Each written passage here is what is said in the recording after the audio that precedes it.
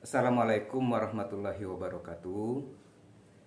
Baik, adik-adik mahasiswa yang saya sayangi, untuk mengganti perkuliahan kita ya minggu lalu, hari ini saya akan menyampaikan materi atau pokok bahasan kuliah teori dan hukum konstitusi kita. Tolong nanti disimak dan dipahami ya. Adapun pokok bahasan kita adalah mengenai kedudukan, fungsi, dan wewenang Mahkamah Konstitusi. Ya. Yang pertama, ya, kedudukan Mahkamah Konstitusi. Ya. Sebagaimana kita ketahui secara umum, ya, teori tentang kekuasaan, ya, yang diadopsi oleh berbagai negara-negara di dunia, ya, membagi cabang kekuasaan itu menjadi 3 cabang. Ya. Yang pertama adalah kekuasaan membentuk undang-undang, ya, atau kekuasaan membentuk peraturan-peraturan hukum, ya, yang kita kenal dengan cabang kekuasaan legislatif. Ya. Kemudian yang kedua, ya, adalah kekuasaan yang menjalankan, ya, produk legislatif tadi, ya, atau kekuasaan yang menjalankan hukum, ya, atau kekuasaan yang menjalankan pemerintahan. Ya. Yang ketiga atau cabang kekuasaan yang ketiga adalah, ya, cabang kekuasaan yang mengadili apabila terjadi pelanggaran-pelanggaran hukum, ya, atau pelanggaran undang-undang, atau yang kita kenal dengan cabang kekuasaan yudikatif, ya, atau peradilan. Nah, di antara 3 cabang kekuasaan ini, di mana posisi Mahkamah Konstitusi? Ya. Mahkamah Konstitusi, ya, merupakan pelaku kekuasaan kehakiman, ya, di samping Mahkamah Agung. Ya. Jadi Mahkamah Konstitusi ini dia berada pada ranah kekuasaan yudikatif. Ya. Selama ini atau selama Orde Baru, ya, kekuasaan kehakiman atau kekuasaan yudikatif ini diselenggarakan oleh satu lembaga namanya Mahkamah Agung. Ya. Kita belum punya namanya Mahkamah Konstitusi.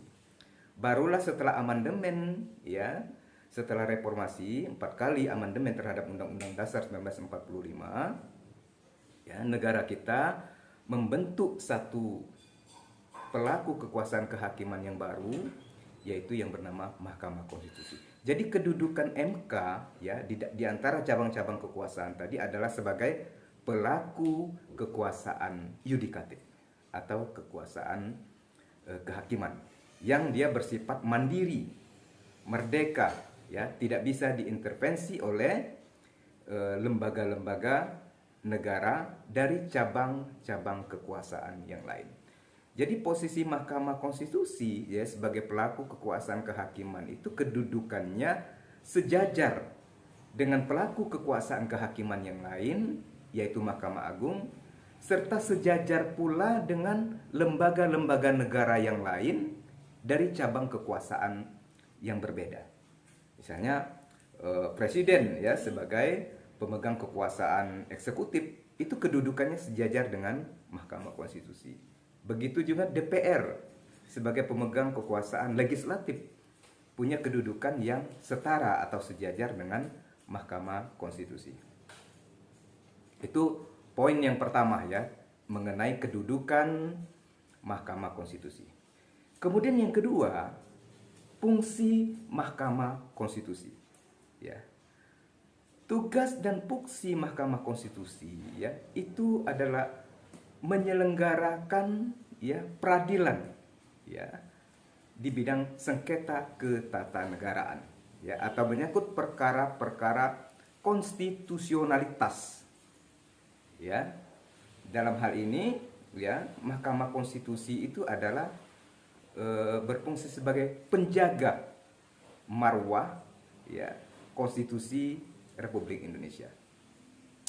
Setidaknya ada 5 fungsi yang melekat pada Mahkamah Konstitusi.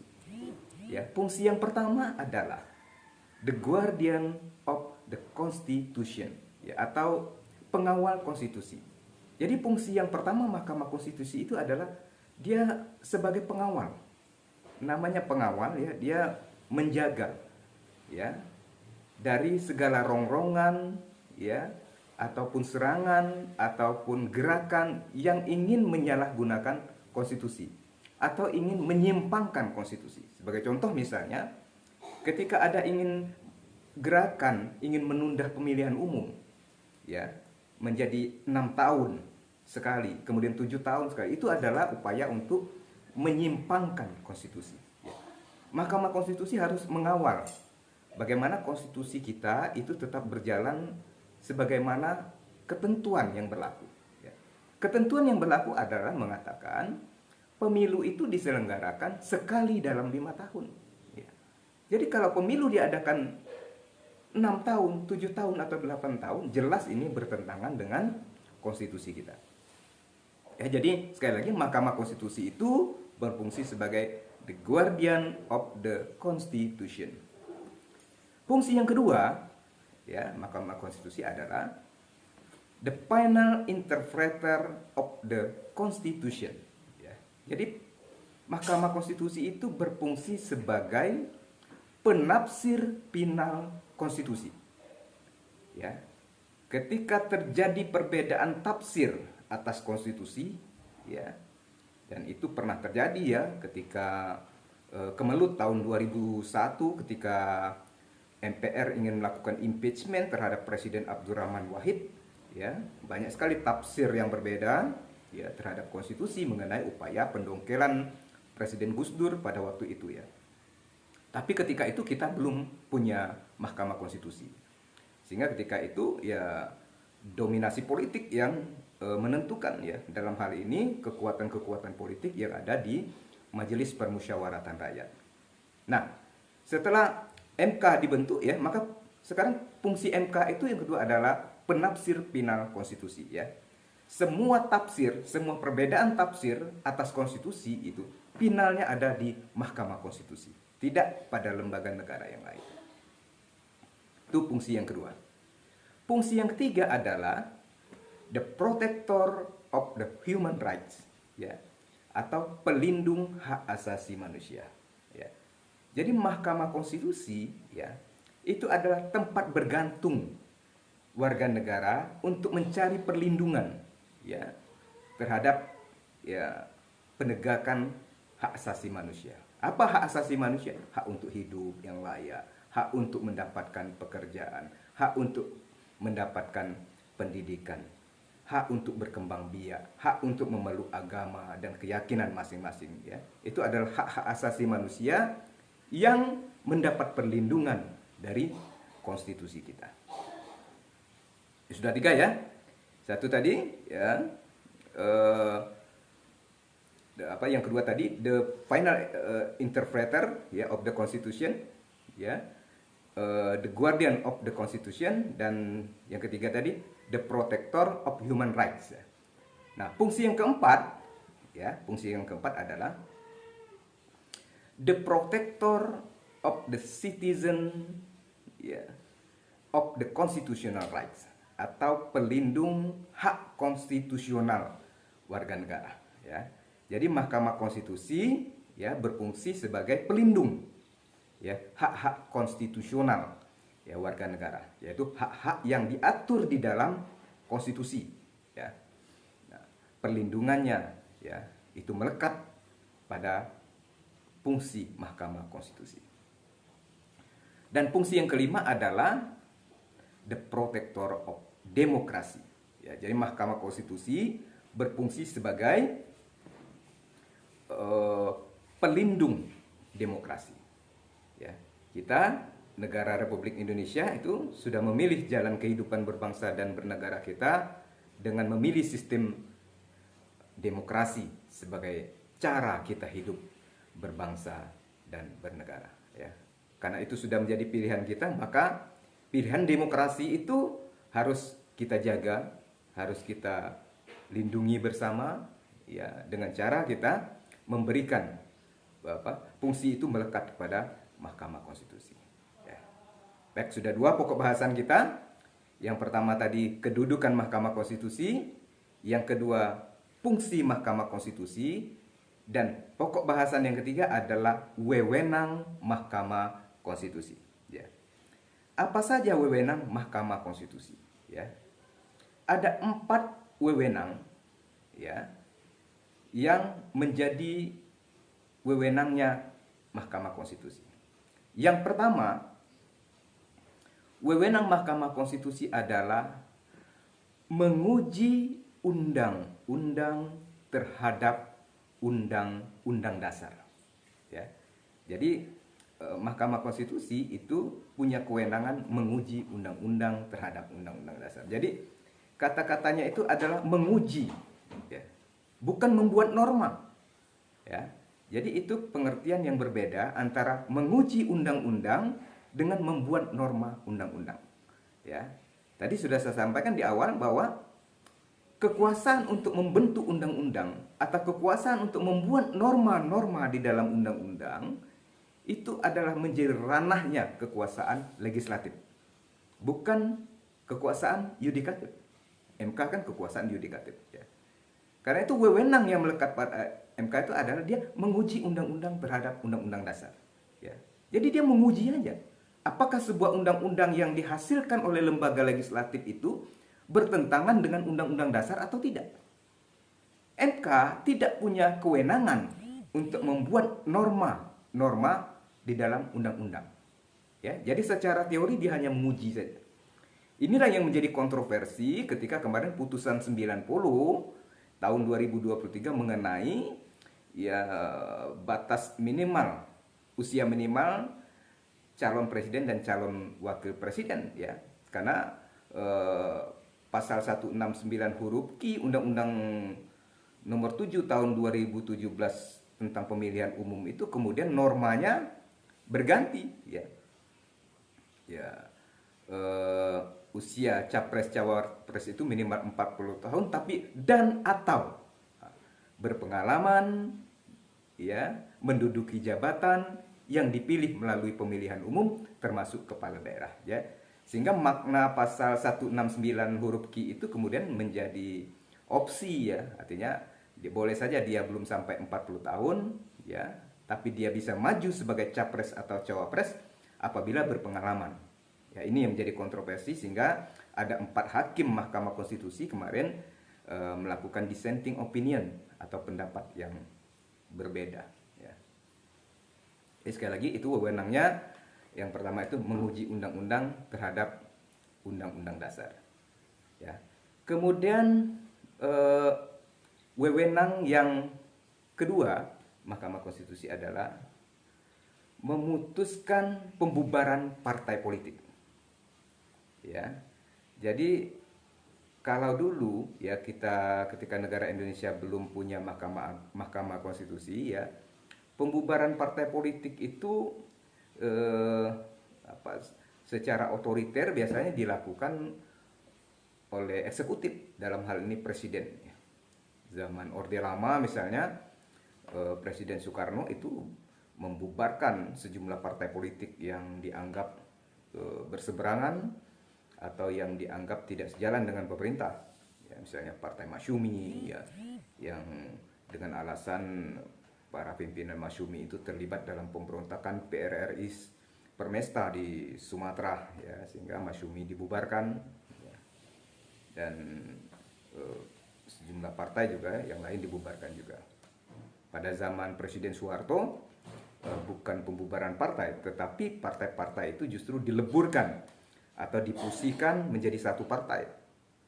Di partai-partai yang berhaluan Islam seperti Partai NU, Partai Masyumi, ya, itu dipusihkan ke dalam Partai Persatuan Pembangunan dengan lambang Ka'bah, ya. Kemudian partai-partai yang berhaluan nasionalis, ya, PDI, Parkindo, ya, itu dileburkan atau dipusihkan ke dalam Partai Demokrasi Indonesia, disingkat PDI, ya. Dan Pak Harto sendiri kemudian membuat mesin politik baru yang bernama Golongan Karya, ya, atau disingkat Golkar. Dan kita ketahui bersama bahwa selama Orde Baru, ya, yang menjadi pemenang pemilu itu selama 5 kali pemilu selama Orde Baru itu yang menang adalah Golkar ya, dengan kemenangan yang mayoritas ya.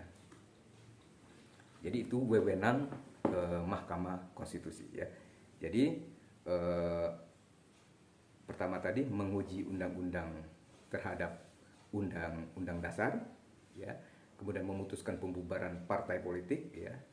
Kemudian wewenang MK berikutnya adalah memutus sengketa kewenangan ya lembaga negara yang kewenangannya diberikan oleh undang-undang dasar ya.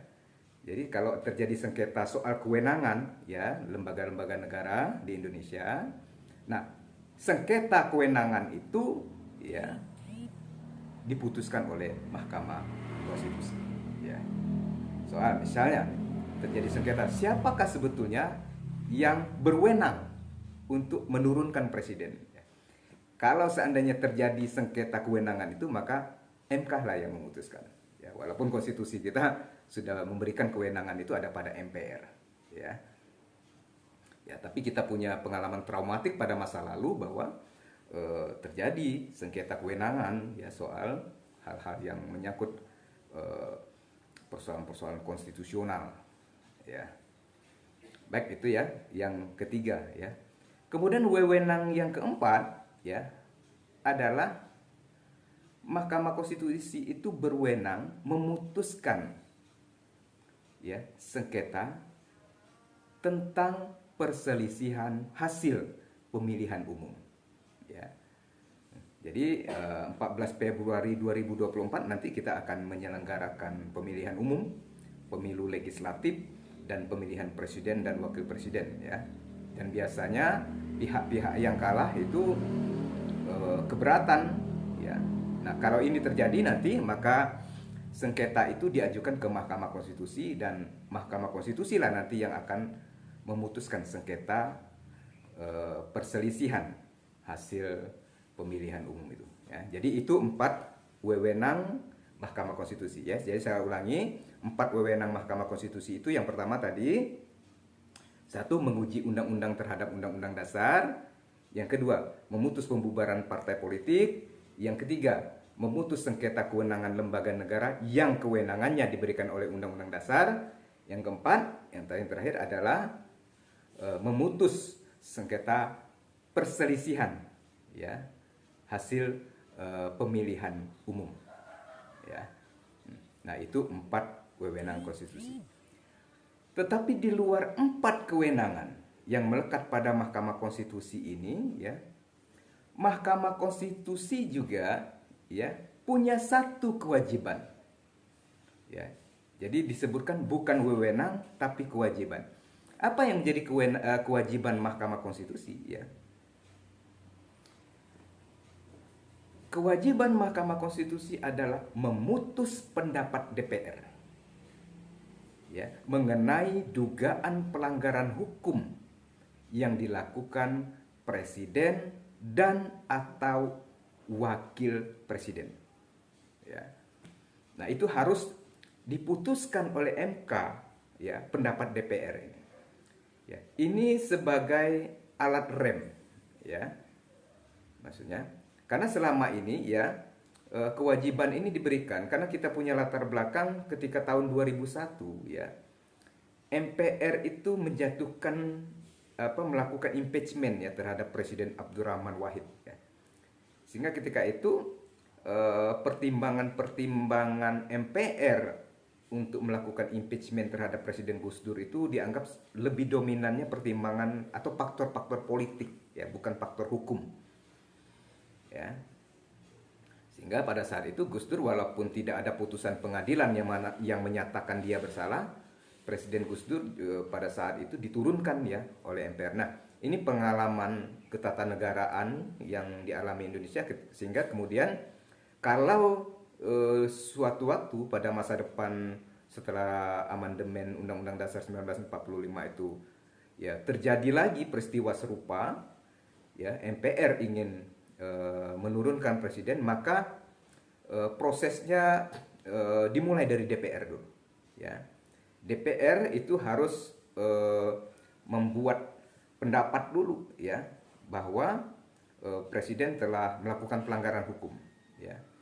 Nah, tapi sebelum pendapat DPR itu diteruskan untuk disidangkan di tingkat MPR ya, pendapat DPR itu harus diputuskan dulu oleh MK ya. MK lah yang nanti akan mengadili pendapat itu. Apakah itu didukung oleh fakta-fakta dan bukti-bukti yang akurat atau justru sebaliknya. Kalau kata MK, oke, setuju dengan pendapat DPR itu, maka upaya itu bisa naik ke MPR. MPR bisa bersidang untuk memutuskan memberhentikan presiden dan atau wakil presiden. Tapi sebaliknya kalau menurut MK bahwa pendapat DPR itu tidak berdasar, ya maka itu tidak bisa dinaikkan ke MPR, ya upaya untuk memberhentikan presiden dan wakil presiden itu. Baik ya, saya kira itu 3 pokok bahasan kita: kedudukan Mahkamah Konstitusi, fungsi Mahkamah Konstitusi, dan wewenang Mahkamah Konstitusi serta kewajiban yang melekat pada Mahkamah Konstitusi. Ya, silakan disimak dan dipahami ya. Dan ini pokok bahasan ini menjadi salah satu materi nanti ketika kita melaksanakan ujian akhir semester ya atau UAS. Ya. Baik ya. Sekian, terima kasih. Assalamualaikum warahmatullahi wabarakatuh.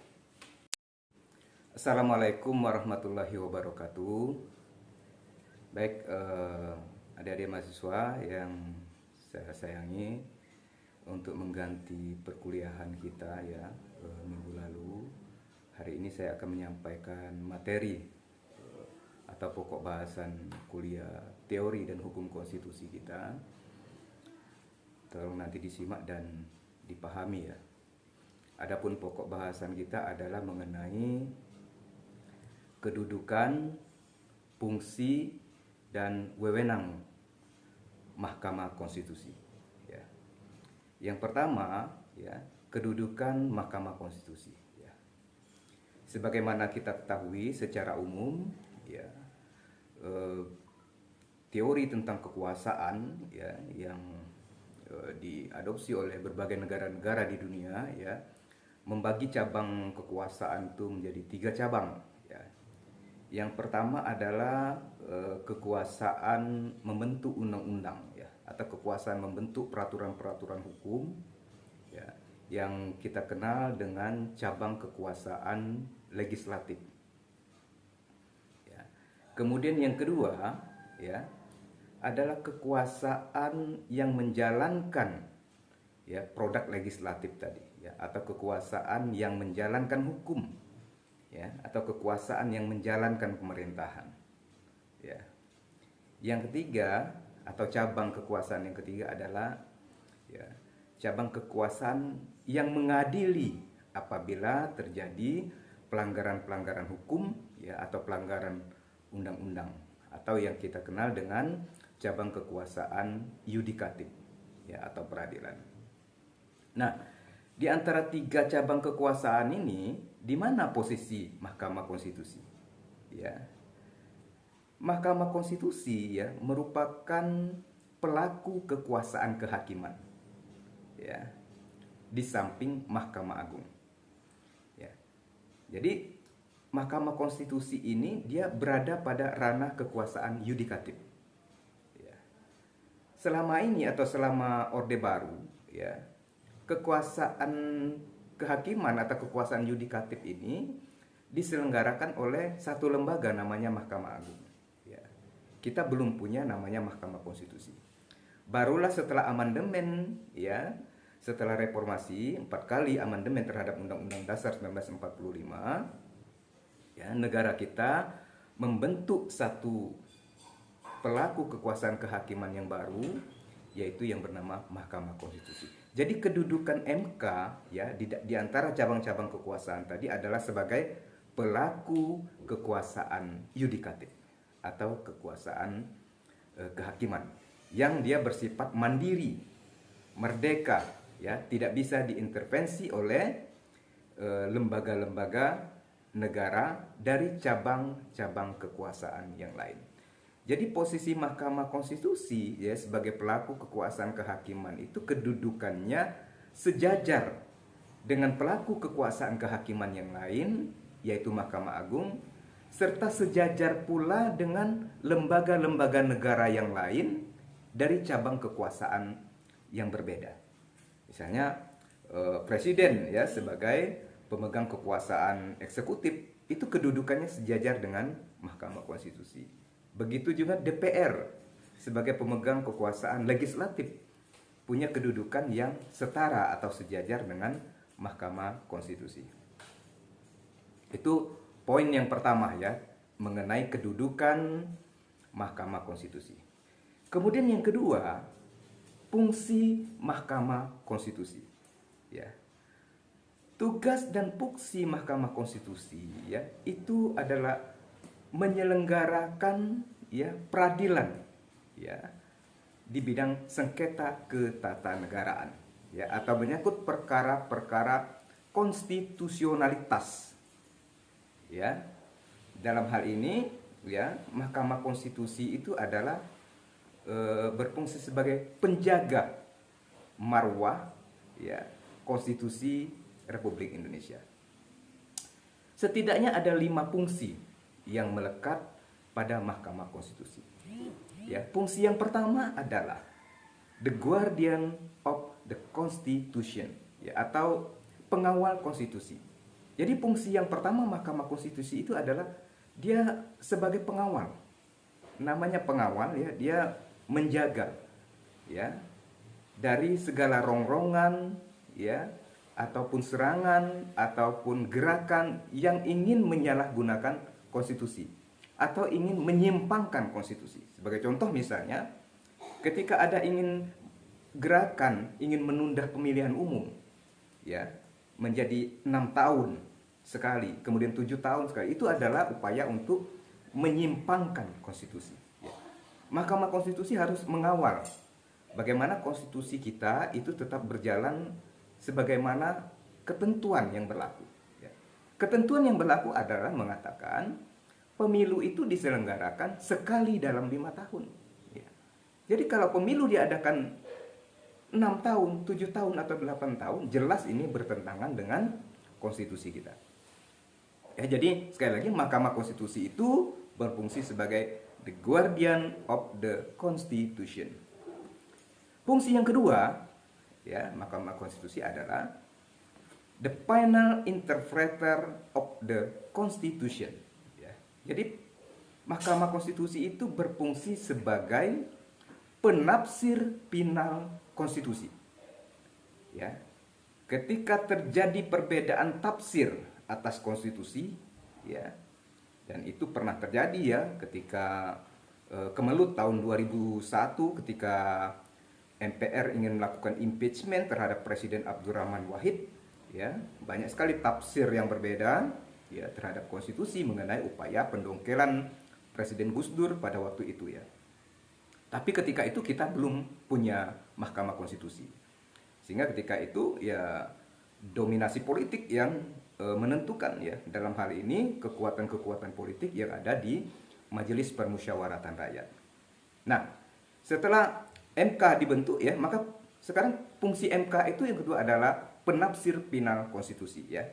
Semua tafsir, semua perbedaan tafsir atas konstitusi itu finalnya ada di Mahkamah Konstitusi, tidak pada lembaga negara yang lain. Itu fungsi yang kedua. Fungsi yang ketiga adalah the protector of the human rights ya atau pelindung hak asasi manusia ya. Jadi Mahkamah Konstitusi ya itu adalah tempat bergantung warga negara untuk mencari perlindungan ya terhadap ya penegakan hak asasi manusia. Apa hak asasi manusia? Hak untuk hidup yang layak, hak untuk mendapatkan pekerjaan, hak untuk mendapatkan pendidikan, hak untuk berkembang biak, hak untuk memeluk agama dan keyakinan masing-masing ya. Itu adalah hak-hak asasi manusia yang mendapat perlindungan dari konstitusi kita. Sudah 3 ya. Satu tadi ya, yang kedua tadi, the final interpreter ya of the constitution, ya, the guardian of the constitution, dan yang ketiga tadi the protector of human rights. Ya. Nah, fungsi yang keempat adalah the protector of the citizen, ya, of the constitutional rights, atau pelindung hak konstitusional warga negara. Ya. Jadi Mahkamah Konstitusi ya berfungsi sebagai pelindung ya hak-hak konstitusional ya warga negara, yaitu hak-hak yang diatur di dalam konstitusi. Ya. Nah, perlindungannya ya itu melekat pada fungsi Mahkamah Konstitusi. Dan fungsi yang kelima adalah the protector of democracy. Ya, jadi Mahkamah Konstitusi berfungsi sebagai pelindung demokrasi. Ya, kita negara Republik Indonesia itu sudah memilih jalan kehidupan berbangsa dan bernegara kita dengan memilih sistem demokrasi sebagai cara kita hidup berbangsa dan bernegara. Ya, karena itu sudah menjadi pilihan kita, maka pilihan demokrasi itu harus kita jaga, harus kita lindungi bersama, ya, dengan cara kita memberikan fungsi itu melekat kepada Mahkamah Konstitusi. Ya. Baik, sudah dua pokok bahasan kita. Yang pertama tadi kedudukan Mahkamah Konstitusi, yang kedua fungsi Mahkamah Konstitusi, dan pokok bahasan yang ketiga adalah wewenang Mahkamah Konstitusi. Ya. Apa saja wewenang Mahkamah Konstitusi? Ya. Ada 4 wewenang ya yang menjadi wewenangnya Mahkamah Konstitusi. Yang pertama, wewenang Mahkamah Konstitusi adalah menguji undang-undang terhadap undang-undang dasar. Ya. Jadi Mahkamah Konstitusi itu punya kewenangan menguji undang-undang terhadap undang-undang dasar. Jadi kata-katanya itu adalah menguji, ya, bukan membuat norma. Ya. Jadi itu pengertian yang berbeda antara menguji undang-undang dengan membuat norma undang-undang. Ya. Tadi sudah saya sampaikan di awal bahwa kekuasaan untuk membentuk undang-undang atau kekuasaan untuk membuat norma-norma di dalam undang-undang itu adalah menjadi ranahnya kekuasaan legislatif, bukan kekuasaan yudikatif. MK kan kekuasaan yudikatif. Ya. Karena itu wewenang yang melekat pada MK itu adalah dia menguji undang-undang terhadap undang-undang dasar. Ya. Jadi dia menguji aja. Apakah sebuah undang-undang yang dihasilkan oleh lembaga legislatif itu bertentangan dengan undang-undang dasar atau tidak? MK tidak punya kewenangan untuk membuat norma di dalam undang-undang. Ya, jadi secara teori dia hanya menguji saja. Inilah yang menjadi kontroversi ketika kemarin putusan 90 tahun 2023 mengenai ya batas minimal, usia minimal calon presiden dan calon wakil presiden, ya. Karena pasal 169 huruf Q Undang-Undang nomor 7 tahun 2017 tentang pemilihan umum itu kemudian normanya berganti, ya.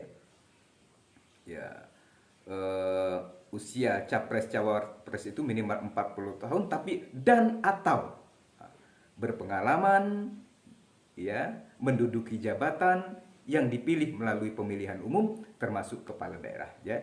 Sehingga makna pasal 169 huruf Q itu kemudian menjadi opsi, ya. Artinya boleh saja dia belum sampai 40 tahun, ya, tapi dia bisa maju sebagai capres atau cawapres apabila berpengalaman. Ya, ini yang menjadi kontroversi sehingga ada 4 hakim Mahkamah Konstitusi kemarin melakukan dissenting opinion atau pendapat yang berbeda. Ya. Jadi sekali lagi itu wewenangnya yang pertama itu menguji undang-undang terhadap undang-undang dasar. Ya. Kemudian wewenang yang kedua Mahkamah Konstitusi adalah memutuskan pembubaran partai politik. Ya.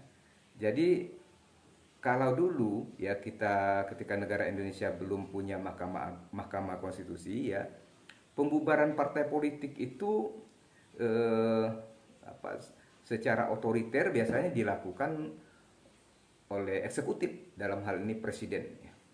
Zaman Orde Lama misalnya, Presiden Soekarno itu membubarkan sejumlah partai politik yang dianggap berseberangan atau yang dianggap tidak sejalan dengan pemerintah. Ya, misalnya Partai Masyumi ya, yang dengan alasan para pimpinan Masyumi itu terlibat dalam pemberontakan PRRI Permesta di Sumatera ya, sehingga Masyumi dibubarkan ya. Dan sejumlah partai juga yang lain dibubarkan juga. Pada zaman Presiden Soeharto bukan pembubaran partai, tetapi partai-partai itu justru dileburkan atau difusikan menjadi satu partai. Di partai-partai yang berhaluan Islam seperti Partai NU, Partai Masyumi ya, itu difusikan ke dalam Partai Persatuan Pembangunan dengan lambang Ka'bah ya. Kemudian partai-partai yang berhaluan nasionalis ya, PDI, Parkindo ya, itu dileburkan atau difusikan ke dalam Partai Demokrasi Indonesia, disingkat PDI ya. Dan Pak Harto sendiri kemudian membuat mesin politik baru yang bernama Golongan Karya ya, atau disingkat Golkar. Dan kita ketahui bersama bahwa selama Orde Baru ya, yang menjadi pemenang pemilu itu selama 5 kali pemilu selama Orde Baru itu yang menang adalah Golkar ya, dengan kemenangan yang mayoritas ya. Jadi itu wewenang Mahkamah Konstitusi ya. Jadi pertama tadi menguji undang-undang terhadap undang-undang dasar ya, kemudian memutuskan pembubaran partai politik ya. Kemudian wewenang MK berikutnya adalah memutus sengketa kewenangan ya lembaga negara yang kewenangannya diberikan oleh undang-undang dasar ya. Jadi kalau terjadi sengketa soal kewenangan ya lembaga-lembaga negara di Indonesia, nah sengketa kewenangan itu ya diputuskan oleh Mahkamah Konstitusi ya. Soal misalnya terjadi sengketa, siapakah sebetulnya yang berwenang untuk menurunkan presiden? Kalau seandainya terjadi sengketa kewenangan itu, maka MK lah yang memutuskan. Ya, walaupun konstitusi kita sudah memberikan kewenangan itu ada pada MPR. Ya, ya tapi kita punya pengalaman traumatik pada masa lalu bahwa terjadi sengketa kewenangan ya soal hal-hal yang menyangkut persoalan-persoalan konstitusional. Ya, baik itu ya yang ketiga ya. Kemudian wewenang yang keempat ya adalah Mahkamah Konstitusi itu berwenang memutuskan ya sengketa tentang perselisihan hasil pemilihan umum ya. Jadi 14 Februari 2024 nanti kita akan menyelenggarakan pemilihan umum, pemilu legislatif dan pemilihan presiden dan wakil presiden ya. Dan biasanya pihak-pihak yang kalah itu keberatan ya. Nah, kalau ini terjadi nanti maka sengketa itu diajukan ke Mahkamah Konstitusi dan Mahkamah Konstitusi lah nanti yang akan memutuskan sengketa perselisihan hasil pemilihan umum itu ya. Jadi itu 4 wewenang Mahkamah Konstitusi ya. Jadi saya ulangi, 4 wewenang Mahkamah Konstitusi itu yang pertama tadi, 1 menguji undang-undang terhadap undang-undang dasar, yang kedua memutus pembubaran partai politik, yang ketiga memutus sengketa kewenangan lembaga negara yang kewenangannya diberikan oleh undang-undang dasar, yang keempat yang terakhir adalah memutus sengketa perselisihan ya hasil pemilihan umum ya. Nah, itu 4 wewenang konstitusi. Tetapi di luar 4 kewenangan yang melekat pada Mahkamah Konstitusi ini ya, Mahkamah Konstitusi juga ya punya satu kewajiban ya. Jadi disebutkan bukan wewenang tapi kewajiban. Apa yang menjadi kewajiban Mahkamah Konstitusi ya? Kewajiban Mahkamah Konstitusi adalah memutus pendapat DPR ya, mengenai dugaan pelanggaran hukum yang dilakukan presiden dan atau wakil presiden. Ya. Nah, itu harus diputuskan oleh MK ya, pendapat DPR ini. Ya, ini sebagai alat rem ya. Maksudnya, karena selama ini ya kewajiban ini diberikan karena kita punya latar belakang ketika tahun 2001 ya. MPR itu menjatuhkan melakukan impeachment ya terhadap Presiden Abdurrahman Wahid ya. Sehingga ketika itu pertimbangan-pertimbangan MPR untuk melakukan impeachment terhadap Presiden Gus Dur itu dianggap lebih dominannya pertimbangan atau faktor-faktor politik ya, bukan faktor hukum. Ya. Sehingga pada saat itu Gus Dur walaupun tidak ada putusan pengadilan yang menyatakan dia bersalah, Presiden Gus Dur pada saat itu diturunkan ya oleh MPR. Nah, ini pengalaman ketatanegaraan yang dialami Indonesia sehingga kemudian kalau suatu waktu pada masa depan setelah amandemen Undang-Undang Dasar 1945 itu ya terjadi lagi peristiwa serupa ya, MPR ingin menurunkan presiden, maka prosesnya dimulai dari DPR dulu ya. DPR itu harus membuat pendapat dulu ya bahwa presiden telah melakukan pelanggaran hukum ya. Nah, tapi sebelum pendapat DPR itu diteruskan untuk disidangkan di tingkat MPR ya, pendapat DPR itu harus diputuskan dulu oleh MK ya. MK lah yang nanti akan mengadili pendapat itu. Apakah itu didukung oleh fakta-fakta dan bukti-bukti yang akurat atau justru sebaliknya. Kalau kata MK, oke, setuju dengan pendapat DPR itu, maka upaya itu bisa naik ke MPR. MPR bisa bersidang untuk memutuskan memberhentikan presiden dan atau wakil presiden. Tapi sebaliknya kalau menurut MK bahwa pendapat DPR itu tidak berdasar, ya maka itu tidak bisa dinaikkan ke MPR. Ya, upaya untuk memberhentikan presiden dan wakil presiden itu. Baik ya, saya kira itu 3 pokok bahasan kita: kedudukan Mahkamah Konstitusi, fungsi Mahkamah Konstitusi, dan wewenang Mahkamah Konstitusi serta kewajiban yang melekat pada Mahkamah Konstitusi. Ya, silakan disimak dan dipahami ya. Dan ini pokok bahasan ini menjadi salah satu materi nanti ketika kita melaksanakan ujian akhir semester ya atau UAS. Ya. Baik ya. Sekian, terima kasih. Assalamualaikum warahmatullahi wabarakatuh.